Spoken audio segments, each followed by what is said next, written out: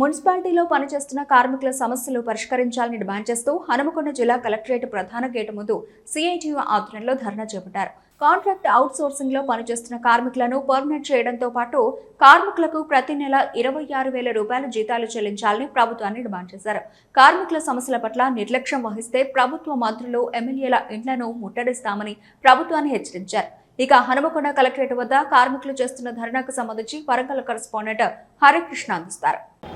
మున్సిపాలిటీలో పనిచేస్తున్న కార్మికుల సమస్యలు పరిష్కరించాలని డిమాండ్ చేస్తూ హనుమకొండ కలెక్టరేట్ ప్రధాన గేటు ముందు ధర్నా చేపట్టారు. ప్రస్తుతం సిఐటియు ఆధ్వర్యంలో అయితే ఈ యొక్క ధర్నా కొనసాగుతుంది. ప్రస్తుతం మనం ఏదైతే హనుమకొండ కలెక్టరేట్ వద్ద జరుగుతున్నటువంటి ధర్నా ప్రదేశంలో మనం ఉన్నాము. మనం చూడవచ్చు విజువల్లో కూడా ఇప్పటికే ఇటు ఏదైతే వివిధ మున్సిపాలిటీలో పనిచేస్తున్న కార్మికులంతా కూడా అందరూ కూడా కలిసి ఇక్కడ హనుమకొండ ప్రధాన గేటు ముందు కూడా ధర్నా చేస్తున్నారు. సిఐటియు ఆధ్వర్యంలో కూడా ఈ యొక్క ధర్నా కొనసాగుతుంది. ప్రస్తుతం మున్సిపల్ కార్మికులకు సంబంధించిన సమస్యలు ఏంటి, ఎలాంటి సమస్యలు ఉన్నాయనే ఆ విషయాలకు సంబంధించి కూడా తెలుసుకునేందుకు మనతో పాటు సిఐటియు నేతలు ఉన్నారు. వారితో మాట్లాడదాం. చెప్పండి, ప్రధానంగా మున్సిపాలిటీలో పనిచేస్తున్నటువంటి కార్మికుల సమస్యలు ఏంటి, ప్రభుత్వాన్ని ఏం డిమాండ్ చేస్తున్నారు?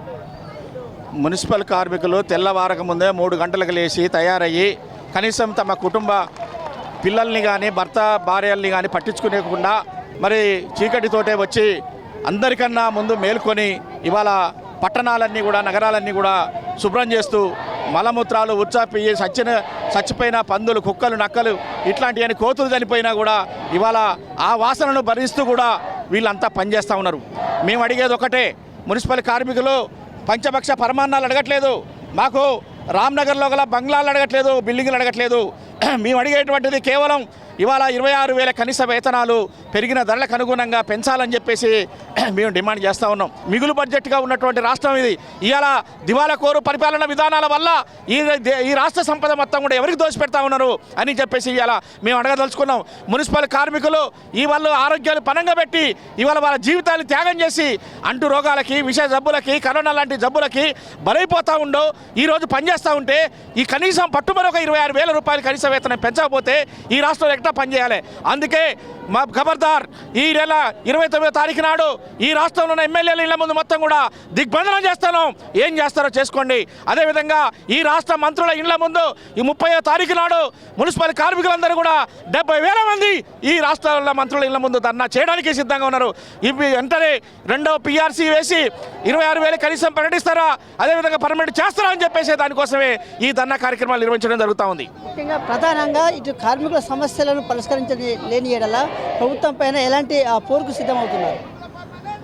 ఈ ప్రభుత్వానికి కార్మికుల యొక్క సమస్యలు అంటే పట్టాయి. ముఖ్యమంత్రి లోటు బడ్జెట్ అని, డబ్బులు లేవు అని చెప్పి కాలం వెళ్ళదీస్తూ ఉన్నాడు తప్ప ఈ రాష్ట్రంలో ఉండేటువంటి మున్సిపల్ కార్మికులు కానీ ఇతర కార్మికులకు సంబంధించినటువంటి వేతనాలు పెంచడం కోసము గత ప్రభుత్వం మీద నెపం నెడతా ఉన్నాడు. ఇంకెంతకాలం నెపం నెడతామని ఈ ప్రభుత్వాన్ని మేము ప్రశ్నిస్తూ ఉన్నాం. 2.5 సంవత్సరాలు అయింది. కాంగ్రెస్ మేనిఫెస్టో పెట్టారు, మీరు కాంట్రాక్ట్ అవుట్ సోర్సింగ్ కార్మికులందరినీ కూడా పర్మనెంట్ చేస్తామని చెప్పిండ్రు, కనీస వేతనం ఇస్తామని చెప్పిండ్రు. ఈరోజు అవి అడిగినటువంటి వాళ్ళని ఈరోజు డబ్బులు లేవు అంటా ఉన్నావు. డబ్బులు లేనప్పుడు నువ్వెందుకు పరిపాలన చేయాలి? ఈరోజు ఎందుకు ముఖ్యమంత్రిగా ఉండాలి? మీ వేతనాలు పెంచుకోవడం కోసం మాత్రం డబ్బులు ఉన్నాయా? కాంట్రాక్టర్లకు డబ్బులు ఇవ్వడానికి డబ్బులు ఉన్నాయా? ఇతర ఉద్యోగులకు డబ్బులు ఇవ్వడానికి డబ్బులు ఉన్నాయా? కానీ రోడ్లను క్లీన్ చేసేటువంటి మున్సిపల్ కార్మికుల పట్ల ఎందుకు ఇంత చిన్న చూపు? వాళ్ళు దళితులనా, అంటరాని వాళ్ళనా, కింది స్థాయి తరగతుల వాళ్ళనా?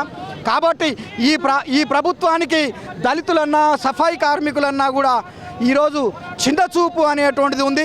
ఇది సరైంది కాదు. అందుకే మేము ఈ ప్రభుత్వాన్ని హెచ్చరిస్తూ ఉన్నాం, డిమాండ్ చేస్తూ ఉన్నాం.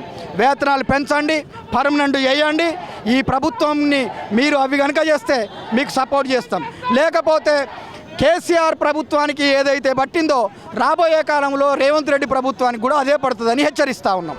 ప్రధానంగా కూడా మున్సిపాలిటీలో పనిచేస్తున్న కాంట్రాక్ట్ అవుట్సోర్సింగ్ సంబంధించి కార్మికులకు కూడా పర్మనెంట్ చేయాలి. ఇటు కనీస వేతనం దాదాపుగా 26,000 కనీస వేతనం చెల్లించాలి, సమాన పనికి సమాన వేతనం ఇవ్వాలంటూ కూడా వీరంతా కూడా డిమాండ్ చేస్తున్నారు. ప్రభుత్వం కార్మికుల సమస్యలను పరిష్కరించని ఎడల ఎమ్మెల్యేల మంత్రులు ముట్టడిస్తామంటూ కూడా ప్రభుత్వాన్ని కార్మికులు అయితే హెచ్చరిస్తున్న పరిస్థితి వరంగల్ జిల్లాలో ఉంది. Video journalist Sudheer Krishna, A6 news, Warangal.